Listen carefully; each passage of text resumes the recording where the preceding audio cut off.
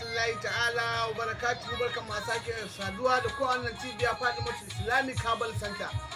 Yan uwa, a yau a wannan cibiya tamu kuma a wannan babbar tasha tamu, ma'ana wannan babbar tasha tamu da muke ce mata Karfin Maza TV, mun buɗe ta ne musamman don mu dinga kawo muku abubuwa da suka shafi matsalolin maza, musamman matsalolin da suka shafi maza na ɓangaren rashin ƙarfi, rashin bushewar sha'awa a ranka ma ka ji baka ma sha'awa al'amarin, ko kuma a'a matsalar ganci sanyi da yake nakasa namiji.